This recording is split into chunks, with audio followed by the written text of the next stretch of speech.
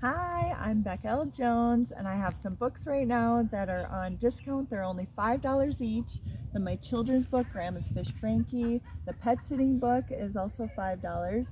My Summer Love faith-based romance novella is $5, and my Meant to Be book, which is a memoir, is also $5. So they're all $5 for my birthday month. Just letting you know. And this is an upgrade of the older pet sitting version. This is the new version that's updated, and it has a lot more information in it. So that's only $5. This one here is $12. It's on Amazon. All my books are on Amazon, and I'm going to read from this book today, so I hope you enjoy it. All right, let me get my readers on. And I wanted to share with you about this book. This book is a testament that anyone can start their own pet sitting business. I wrote this book in a simple how-to guide so that anyone can read this informational book and start their business today. With 20 years of experience having my own pet sitting business, there are a lot of life lessons to not only find clients to pet sit for, but also how to keep the clients. I have ideas, tips, and recommendations for this pet sitter's guide. I also add my own personal stories of pet sitting so that the reader will learn what to do and what not to do as a pet sitter. It's a short read so that you can start working on your business today. Good luck on your endeavors. And to let you know, there's a review in here from a girl who's 11 years old who just started her pet sitting business a couple years ago, and she's doing really well at it. So she says, we love this book. My 11-year-old daughter and her friend actually read the book and did a school project and starting their own pet sitting business this summer. Thank you, Becca, for this easy to read and informational book. All right, so I'm going to do a couple readings in here. I will make this very simple for you. There are many steps that need to be taken before thinking about starting a pet sitting business. Even before the necessary steps, you need to put a lot of thought into how you will successfully start a business and build your clientele. What you put into your business, you will get out of it, so commit 100%. First and foremost, a person who wants to pet sit needs only to have a deep love and understanding for the pets and also a knowledge of connecting with them. The pet sitter will need to have a great people skills as well. The only way the pet sitter will be able to watch a client's beloved pets are if they are personable, friendly, and trustworthy. Be professional and punctual to every appointment. Think of it as a new job you're applying for. You can have all the greatest assets to start any business, but if you do not have professionalism and a knack to connect with the animals, more than likely your pet sitting business will not make it off the ground, or any business really.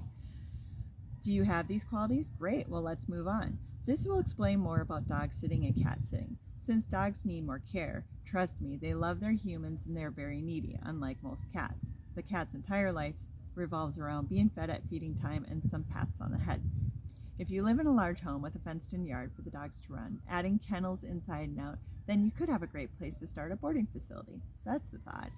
At one time, I lived in a large beach house in Makaha, Hawaii. I had clients that would bring their dog to stay with me. My dog Bella loved having friends to play with on a consistent basis. The dogs would race around the large yard, chasing each other and playing. Then after exerting all their energy, they would relax as they listened to the ocean waves coming in. It was a great setup. There was easy access to walk them down the beach as well. Here are the top 8 steps for you to become a professional pet sitter. Number 1, you must love animals. The most critical asset you need for a pet sitting business is to love the animals. It doesn't matter if you're more of a cat lover or dog lover, you can be one or the other and still be a fantastic pet sitter. But it is important you love the animals. If you think animals are just okay, then you can live with them or live without them, then this business is probably not good for you. A good pet sitter becomes the best pet sitter because they love the animals so deeply in their heart that they feel it in their soul. Some people would even say they love animals more than people. Those are the ones who are a good candidate for this business. Once you decide you want to be a pet sitter, apply for an excise tax license. So this goes on and on. There are 8, and it's great, and you can read more about that when you purchase this book. It's only $12. And let me tell you a couple of my stories because they're about Hawaii and hiking up mountains. It's pretty fun. So I'm just going to read to you a few little short stories. I had a client with a large English Mastiff.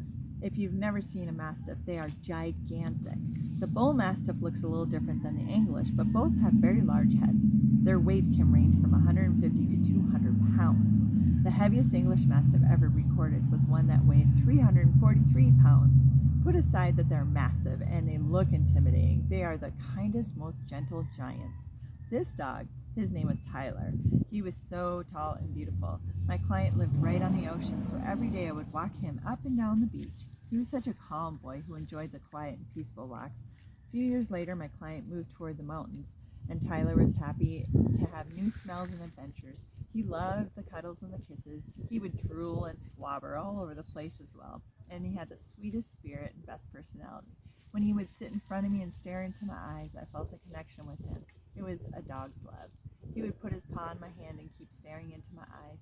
Many times we would have a staring contest, and most of the times he won. Then he would give me a big slobbery kiss on the face. I walked Tyler his whole life. He was my favorite dog, but eventually he passed away. I had such heartbreak when he died. It was as if one of my own dogs had died. Here's another story. One of my favorite dogs to walk was a black lab. Her name was Lucy. I walked her daily. The client lived on a gigantic mountain, and every day I would drive my little purple beat-up Mazda Miata up that giant hill and hope it would make it to the very top. My client lived in one of the last houses on the ridge. Lacey and I hiked on a trail that led deep into the mountains. We ran on the ridge as fast and as far as we could. As we climbed higher and higher into the mountains, I was breathing heavy and my legs felt like spaghetti. I looked at the ocean far below, and the cars looked like tiny ants on the road. Next to the road was the ocean with bright blue water glistening in the sun. It was a stunning sight. I imagined I would run and jump into the ocean at that very moment, but it wouldn't happen. The sun beat down on my shoulders as sweat dripped off my forehead and clouded my vision. I wiped my forehead with my arm and looked at the mountains. I could see a spectacular view of mountains and valleys. I loved this part of my day. I couldn't believe I was being paid to work out with this amazing dog. Some days were different from others. We would run and Lacey would smell dog poo or bird poo and get sidetracked. Let's just say I had to give her shampoo after those runs. She was such a fun dog, though, with a big personality, and she loved to play.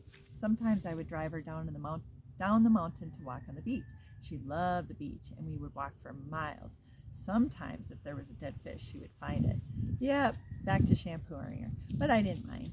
One time I had a flowered hat on, and as Lacey and I were walking on the beach, the wind blew my hat off and into the ocean it went. The wind was so strong it was pushing that hat out deeper in the deeper water.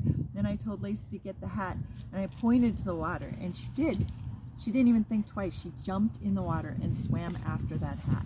She was a retriever after all. She quickly reached the hat, clamped her mouth down on it, turned around and swam back to shore. She ran up onto the beach and gave me my hat back. I was so happy. I hugged her and thanked her over and over. She had saved the day.